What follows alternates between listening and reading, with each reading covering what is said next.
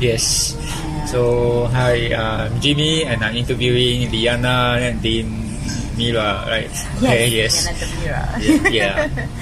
You know, this particular interview reminds me when one of the MC for CNA 938 Live actually did over at my house, and he was doing it with his phone camera as well. So it's the same.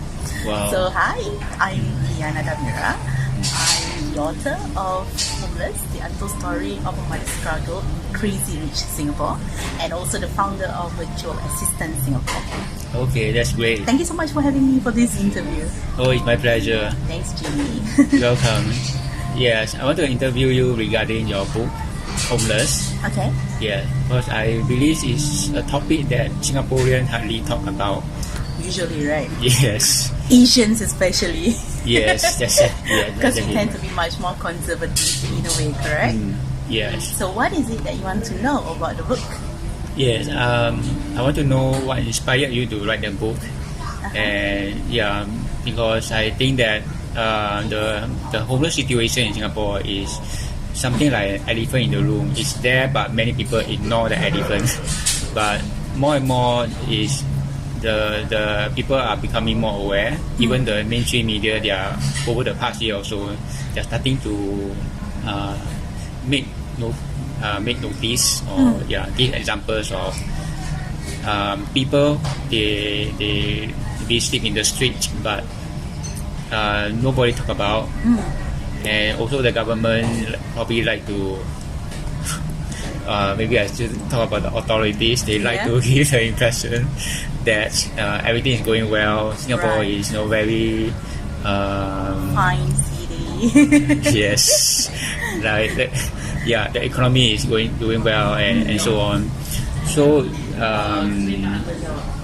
but beneath the surface, because tourists, they only come and look at the Orchard Road or this tourist attraction. They hardly go into HDB areas. Usual, right? Usual, yes. But the activists, the social workers, they also want to let the public know that there is a problem. And in spite of the fact that HDB, I think 90% of Singaporeans own a flat or something like that, public housing. And now they want to highlight the issue of people sleeping without homes. And since you have the experience in that, maybe you will be the best person to know firsthand what it's like. Funnily, or I would say that coincidentally, a lot of people have been approaching me to ask for this sort of interview is because I wrote a first-person narrative, right? And it's also on a topic like what you mentioned earlier, very sensitive, not usually talked about, big elephant in the room, but usually ignored.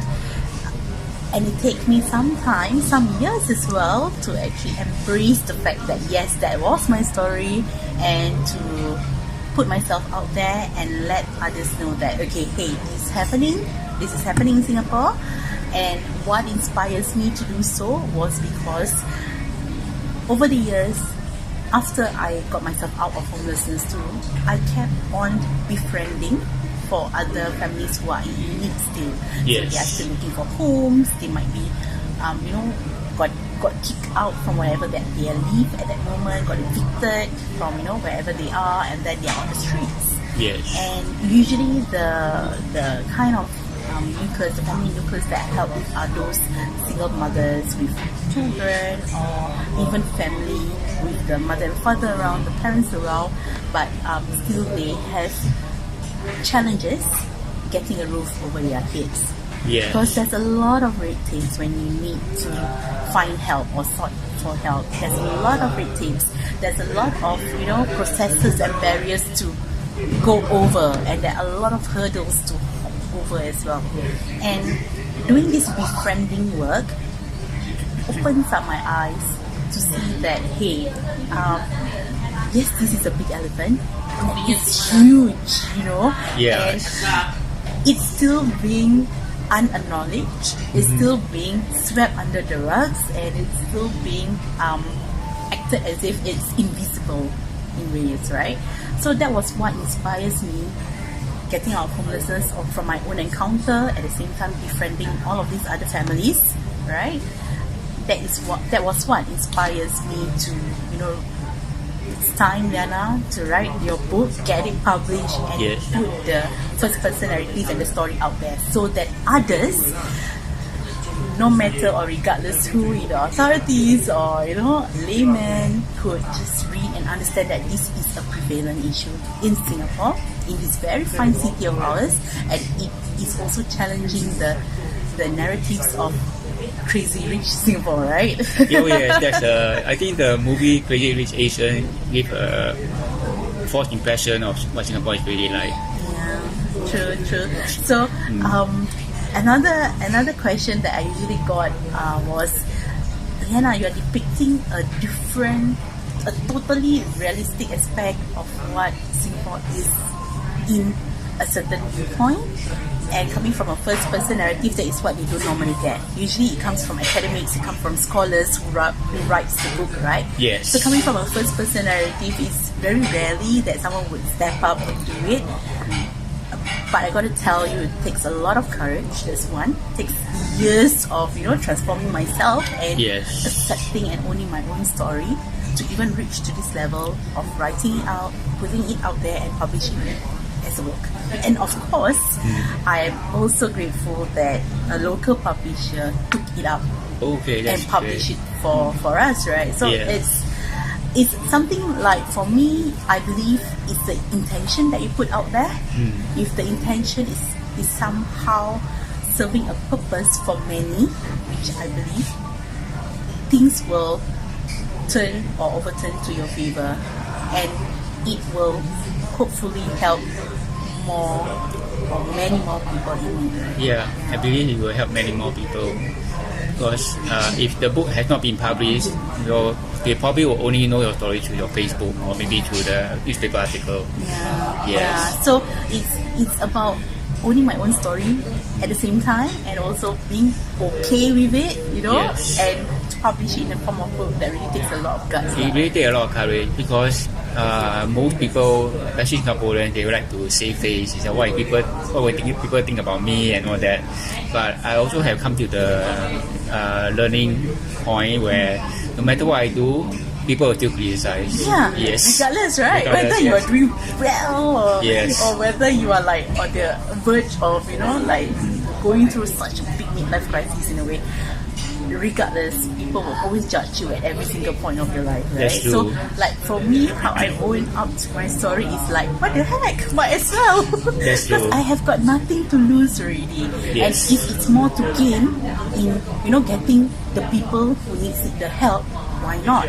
So I think one of the factors that makes me or inspires me to be okay with putting my story out there and really hustle to get that book out and published, right, was that factor that hopefully not only opens up conversation, but garner people to come together and really make an impactful change instead of just like talking about it, like from the news you just talk about it, right?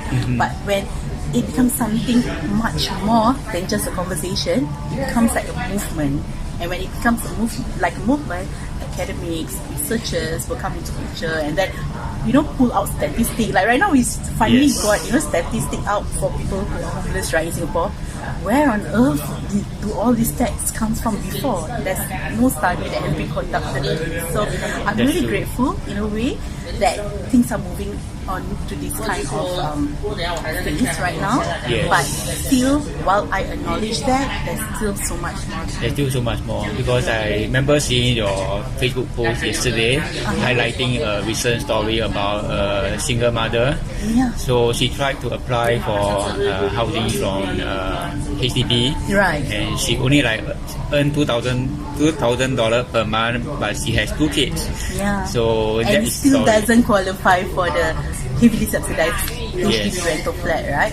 Which comes to me personally asking a question: what does it require for a individual or for a single mom in this instance to qualify for a rental flat? Right? Does it need to be the income statement alone, or do you need to factor the other things, Yeah, they should in the factor picture? other things. Right? Yes. So as a more practical and humanized, approach would be to factor other things Yes. instead of just depending on just the income ceiling, and then there's a bracket that there is, and hence you're not qualified because you're earning 2,000, right? Yes. So I find that though there are a lot of policies that have been drafted up, there are a lot of cracks still, Right. and it's time for us to address that. And That's not just push it aside and say, hey, it's not a big figure, so it's not something that we should address now. Yes. But why do you need to wait for it to be like, 100,000 number of people issue, and then you try to Yes, it'll be maybe a bit address late. Yes. Yeah, that'll be later. Yes. Yeah. And I think that it's good that you highlight this issue because it also attract people who want to comment, but they don't really know the whole gravity of the situation. So in their mind, it's I don't think it's a big issue. People in Myanmar, people in this the world country, they can survive for less than $2,000. Why not? But People in Singapore. Yes, that's true. Yeah, that is what concerns me, because people will have the perception Yes. that hey, this particular amount of money should be enough. Then why are you complaining right now? Are you not being grateful? In a way. But what others, other perspectives fails to see is what are the factors that is contributing to why it is not enough. Yes. Got to put in the standard of living, the cost of living, the family nucleus, how many children that person have, and what are the commitments like. Children, we need to go to school. There's transport fares, and Yes. let alone food, right? Yes. Food we can buckle up and tighten our belt as much as we could, but things that is beyond our control, like the transport fares, like the housing rental, in the open market is ridiculously high, the amount right now. So things like this factor that people overlook. Yeah, they overlook. So sometimes, like what you mentioned, that kind of post, right? Yes. It invite people to comment, but at the same time, I find that as an opportunity for me to sort of hey, yes, while this is happening, but do you know the underlying factors of it? And that is why one of the response that I gave was a breakdown of what Yeah, this I saw $2,000 salary will contribute to. So Yes. that helps. Yeah. And it's very good and very generous of you to do a breakdown for that person. Which I do not have to Yes, do, right? you don't have to yet. But that's the thing. What I learned in my journey so far is befriending, advocacy, or being in activism, right? Yes. Is taking just one person to take an initiative to just go the extra mile. And the extra mile doesn't mean to put out your money, to waste your time, or to go at a rally and then go rah like that. No, it doesn't involve you to do that. So it's as simple as putting up factual advices in a Facebook comment. Maybe that is a little bit that you can do, the least you can do for humankind, I think. Yes. Yeah. I think that's refreshing because I have in my experience of reading Facebook, debates or conversation, I see many cases where people, once they see some kind of resistance or disagreement, they say, "Oh, it's not worth my time." That's not. You argue with this person anymore. I just assume that he or she is close-minded. But I think, like you say, it take someone who can go the extra mile, and in spite of the resistance, give your information anyway, and let other people, because there will be a lot of other people reading, and they are the one who benefit from reading. Yeah. True.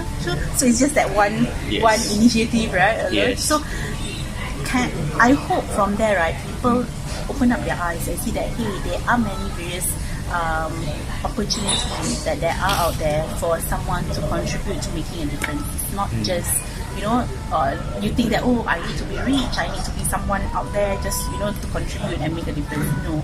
Yes. From where you are, you need to start with the littlest as possible. Like for me, before I even become a published author, I shared my story over Facebook, over various mediums, right? Even on the news and all that. But it's just recently that when I published my book, somehow gave me a sense of credibility somehow, right? Yes. And then it helps, bring forth all of these sensitive conversations that usually people will, chuck aside, like homelessness, no one to talk, single parenthood, nobody wants to tell on it, poverty, does it even exist in Singapore? That kind of thing. So, hopefully it's different. Yeah. Yes. Having the book really make a difference because it establishes you as someone with authority. Yes, especially for people who have never heard of you. So the moment they see, published author, and then their perception of you change. They become more receptive. That's the funny thing, right? Yes. You really need to go through all of that and get a physical copy of a book published, and then suddenly become an authority. Yes, it's like your name card. Yeah, exactly. But I find that as much as possible, it stems from the individual themselves, like how persistent are they, or how consistent are they in delivering their message throughout. Because for me, I find that ever since like a decade ago, like since 2010, I keep on reliving my story, I keep on retelling my story, and because I was consistent on it, and I was persistent in getting it out there, that was what it comes to where it is now. But I do also understand that not many have that gutsu and that kind of energy to keep on doing it over and over again. Yes. But I really do hope that having me, maybe for an example, goes to show that nothing is impossible.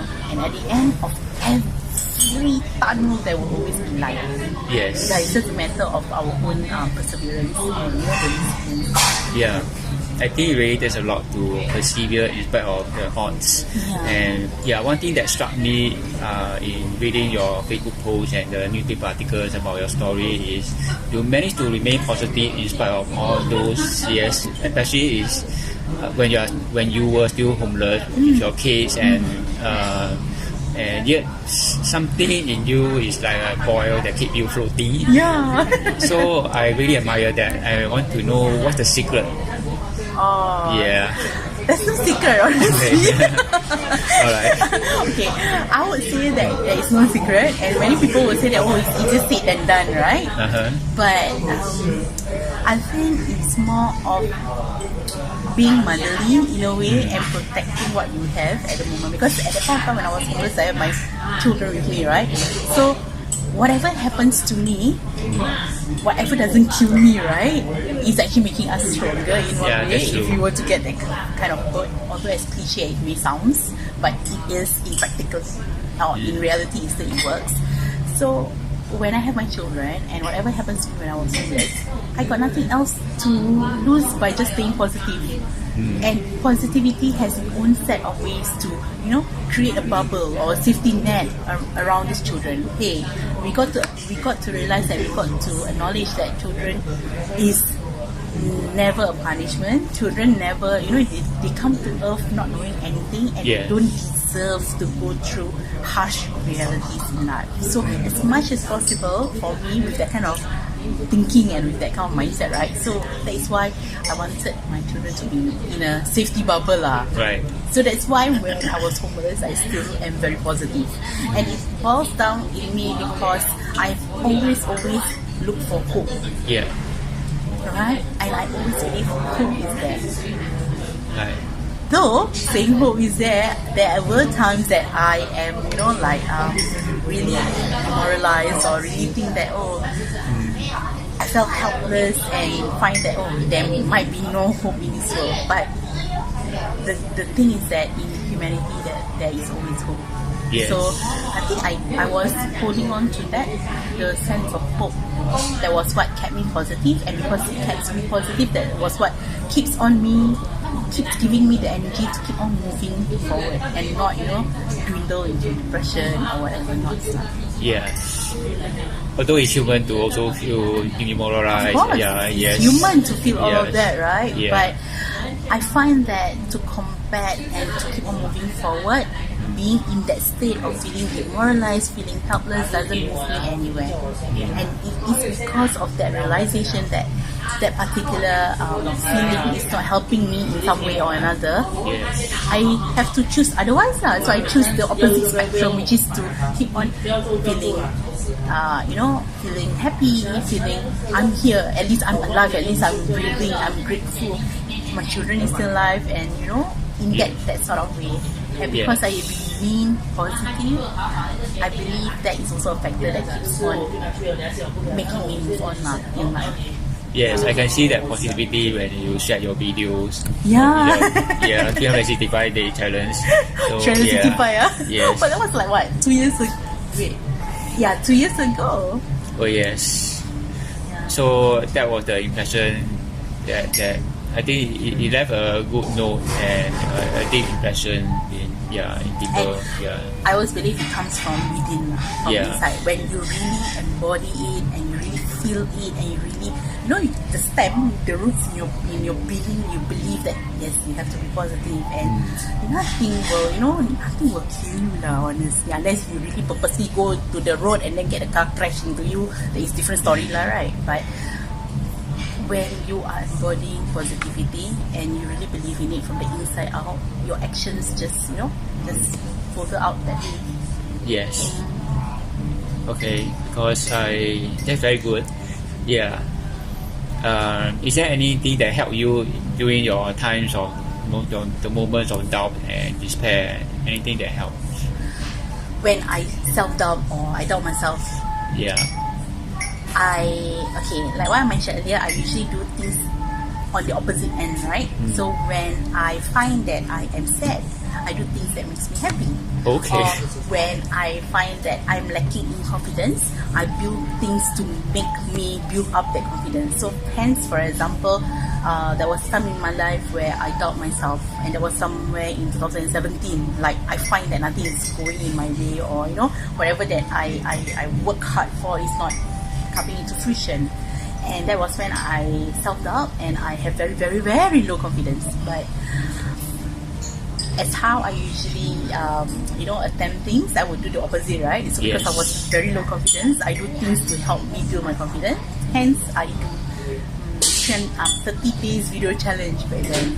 And that was the first start, because my only intention is to build up my self-confidence, as I know and I am self-aware that I have a very, very low confidence because of things that is not coming to fruition. My hard work is not giving me any outcome, right? So because of that, I joined the 30 days video challenge. Helps me to bring in the habit, helps me to build up the confidence and trusting in the flow. Right? Yes. Go with the flow. Yes. So because of that, everything is just just comes together right now. Yes, I can relate to that, because the video challenge really helped us to really see what we are capable of in spite of the doubt, and do it anyway. And that's when the transformation comes. Yes, it's only when we put it into practice and we do the do's, like really do things, that is when things change lah. But if we keep on thinking about it and not attempting anything at all, then nothing changes. Yes. Okay. Yes, yeah, very useful nuggets. Maybe I will just ask one more question. Yeah. Okay. In terms now that you have the book going on, and I believe you will continue to help many more people. And are there times when you look back and how do you move forward? Like, were there times, like, sometimes as human beings we may have some traumatic memories that came back to our mind, and then it's like, so how would you transform those traumatic memories? Because some people, they go for NLP, neuro linguistic programming. Some other people, they use the law of attraction. Some go for counseling. Yes, some go to I always adopt the mindfulness and self-aware approach. So whenever I hit a roadblock in any way, right, or in any instance of my life, I would usually tell myself, stop, self-assess, like look yourself in the mirror, ask yourself what's going on. And one thing about that, you have got no room of excuses or no room for escape, except for being very honest with yourself on what's going on. And when you self-assess, when you practice mindfulness, right, that is where you will say, hey Liyana, things can change. Like, it doesn't have to remain this way. You are not a tree that, your roots are grounded and then you can't move anywhere else. You are a human being, for goodness sake. So things can change, provided you are aware, you are self-aware of whatever that you are or whatever phase you are right now, and know there are options and solutions for you to change lah. So Okay. I always practice that. Alright. So no matter where I am right now in my life, right, whenever I felt either overwhelmed or I find having self-doubts or whatever it is, right, that it is, I will stop, self-assess, and from there I'll say, the solution or the the inkling of, oh, actually I can do it the other way will come naturally. Yeah, I think being self-aware and practice mindfulness really helps, and I think that's one reason why more and more schools are starting to incorporate Oh mindfulness. yeah, yes. Even in other countries they Even in start other countries. first, and then now Singapore is like, yeah, Singapore always wants to be the first, but actually they are not lah. Yeah. Always, you don't want to catch it up kind of pace. But yeah, mindfulness is one, but of all being self-aware and you know who you are, you are being honest with yourself. Once you embrace your reality, you got nowhere else to go, right? No excuses, right? So you have to do what you need to do to get things changed and done now. Okay, wonderful. So thank you, Liyana, for the interview. Thanks, Chibi, for your time and having me here. Yes, you are most welcome.